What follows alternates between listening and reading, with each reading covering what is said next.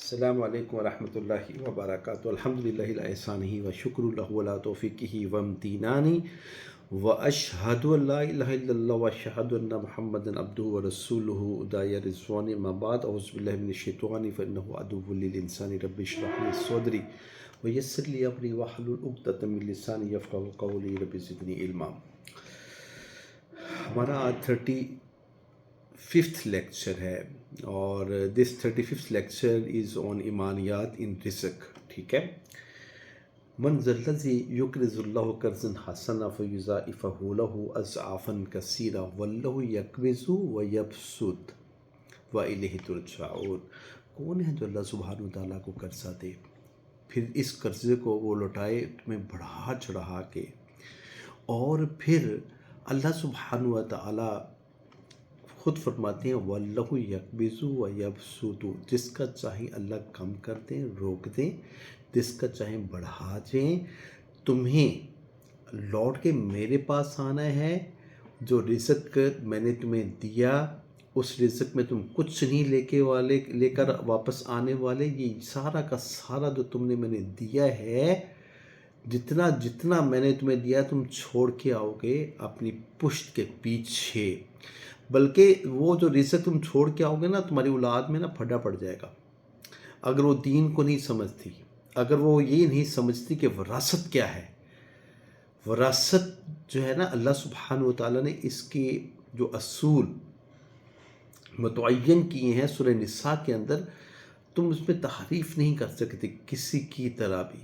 تلک حدود اللہ، یہ اللہ سبحانہ وتعالیٰ کی حد ہے، ٹھیک ہے، اللہ سبحانہ وتعالیٰ کی حد ہے، ٹھیک ہے نا۔ اور اللہ سبحانہ وتعالیٰ فرماتے ہیں وَمَن یُطِعِ اللَّهَ وَرَسُولَهُ، ٹھیک ہے نا، یُدْخِلْهُ جَنَّاتٍ تَجْرِی مِن تَحْتِهَا الْأَنْہَارُ ذَلِکَ الْفَوْزُ الْعَظِیم۔ یہ بہت بڑی کامیابی ہے کہ اگر تم اللہ کے رسول کی اطاعت کرتے ہوئے جو مرنے والے کی جو وراثت ہے، ٹھیک ہے، اس کے جو حصے اللہ سبحانہ وتعالیٰ نے مقرر کیے ہیں اس کے اوپر عمل کرو۔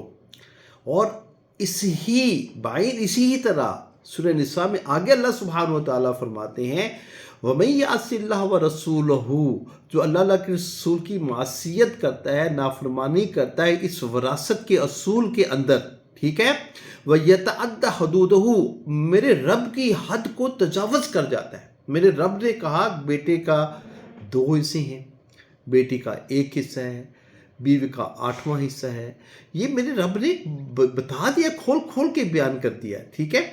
اب تم اپنی مرضی سے مطلب اپنی بیٹیوں کو کچھ نہیں دیتے، وہ جہیز کی شکل میں، لعنت کی شکل میں ساتھ کچھ دے دیا اور اس کے بعد ان کو فارغ کر دیا۔ اللہ سبحانہ وتعالیٰ فرماتے ہیں تو نے میری حد کو تجاوز کیا، یدخلہ نارا خالدین فیہا، میں تمہیں نا جہنم میں داخل کروں گا، یدخلہ نارا، تم ہمیشہ اس جہنم پہ اندر ہی رہو گے، اور اس سے بڑی رسوائی کو ہو سکتی ہے، ٹھیک ہے نا۔ یہ کس لیے رزق کماتے ہیں؟ جب چھوڑ کے چلے جانا ہوتا ہے، ٹھیک ہے، جب چھوڑ کے ہی چلے جانا ہے، ٹھیک ہے، اس رزق کے پیچھے پھر اتنی بھاگ دوڑ کیوں ہوتی ہے؟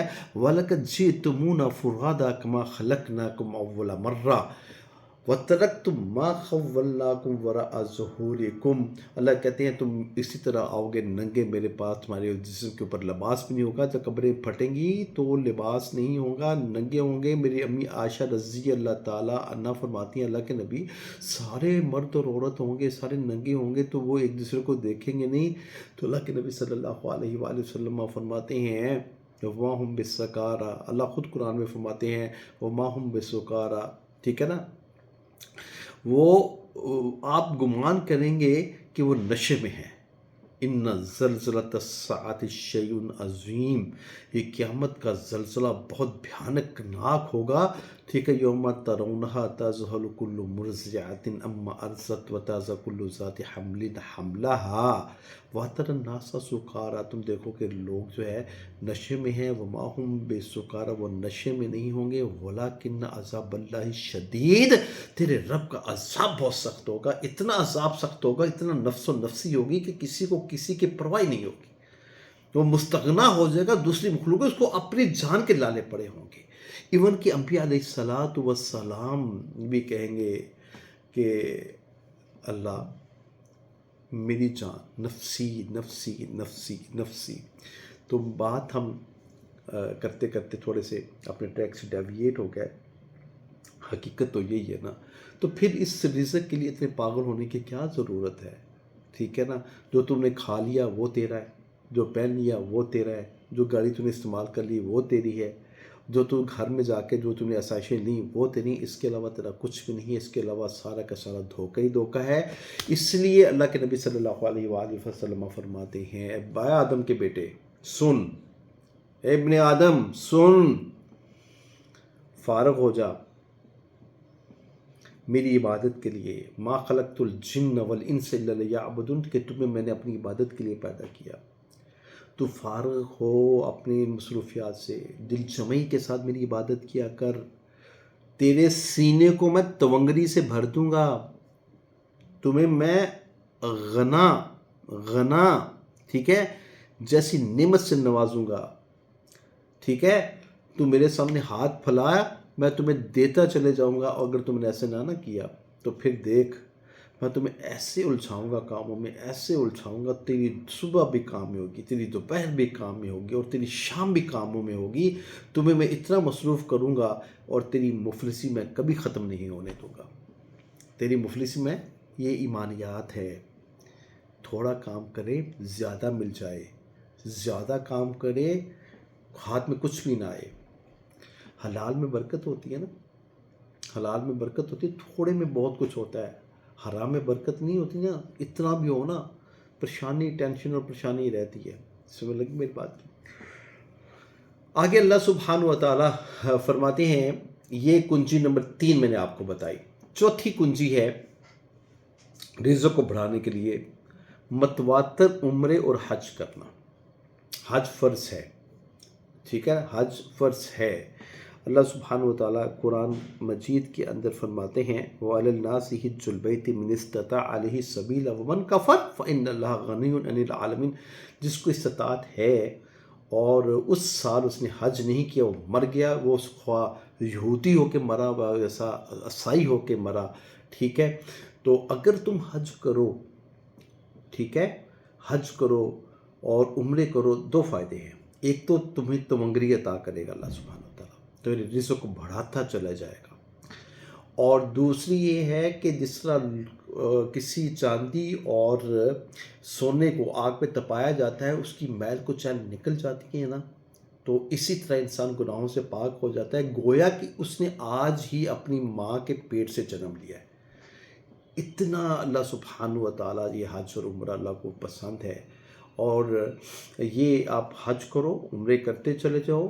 ٹھیک ہے، اور پھر دیکھو اللہ سبحانہ و تعالیٰ آپ کو کتنا نوازتے ہیں. یہ کنجی نمبر تھی ہماری 4. اور کنجی نمبر 5 کا جو کوڈ ہے وہ ہے صلہ رحمی.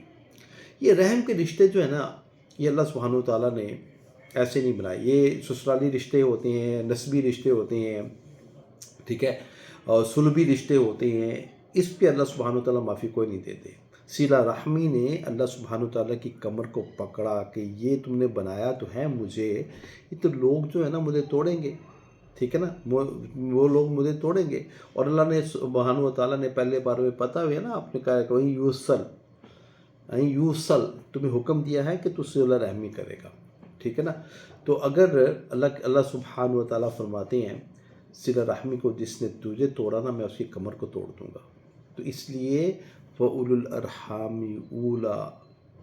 الْأَرْحَامِ بَعْضُهُمْ أَوْلَىٰ بِبَعْضٍ فِي كِتَابِ اللَّهِ. یہ رحم کے جو رشتے ہوتے ہیں، آپ کے سسرالی رشتے ہیں، آپ کے جو نسبی رشتے ہیں، جس کے ساتھ آپ کا حسب اور نسب جو ہے نا پہچانا جاتا ہے، یہ بعض کے بعض سے زیادہ قریب ہوتے ہیں. اس کے اوپر کمپرومائز نہیں کرنا چاہیے. جہاں انسان جو ہے، جہاں پہ انسان خطا کار ہو، معافی مانگ لے، سرنڈر کر لے. اور اگر وہ بدلہ لینا چاہتا ہے، ٹھیک ہے، تو اللہ نے بدلے کا تو حق دیا ہے.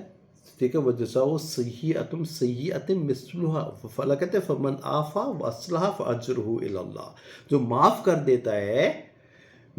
دیتا ہے، اصلاح کرتا ہے، تو اس کا اجر پھر اللہ سبحانہ و تعالیٰ دے گا. اللہ سبحانہ و تعالیٰ دے گا. تو اس لیے حج اور عمرہ بار بار کرنا یہ جو ہے نا آپ کو بہت ہی اس سے نفع ہوگا. یہ میں نے آپ کو کنجی بتائی ہے. ایک میں نے آپ کو بتایا ہے دل جمعی کے ساتھ عبادت کرنا، کنجی نمبر 4 ہے، میں کنجی نمبر 3 ہے. پھر میں نے آپ کو بتایا ہے کہ حج اور عمرہ اور پھر صلہ رحمی. اور چوتھے اور یہ تین اور دو 5 اور چھٹی کنجی انفاق فی سبیل اللہ، اللہ کے راستے میں خرچ کرنا، گویا کہ اللہ کو قرض دینا. فَيُضَاعِفَهُ لَهُ أَضْعَافًا كَثِيرًا وَاللَّهُ يَقْبِضُ وَيَبْسُطُ. تو پھر جب تم اللہ کے راہ میں خرچ کرو گے، اللہ کو ایسا ہے جیسے تم نے مجھے قرضہ دیا، تو اللہ اس کو اور بڑھائے گا. ٹھیک ہے نا. اللہ سبحانہ وتعالیٰ فرماتے ہیں نا قرآن مجید کے اندر، تو ما ينفق من شيء فهو يخلفه وهو خیر الرازقین. جو تم اللہ کے راہ میں دیتے ہو نا، وهو يخلفه وهو خیر الرازقین، اللہ سے بہتر رزق دینے والا کوئی نہیں ہے. ان کنجیوں کو جو میں آپ کو بتا رہا ہوں، ان کو اپنی زندگی کا حصہ بنائیے. اگر آپ غنا لینا چاہتے ہیں، آپ اپنی زندگی میں تونگری حاصل کرنا چاہتے ہیں، اللہ کی قسم یقین کے ساتھ کیجیے، ایسا ہی ہوگا. اقول قولی ھذا استغفر اللہ لی ولکم ولسائر المسلمین. سبحان ربک رب العزۃ عما یصفون والسلام علی المرسلین والحمد للہ رب العالمین.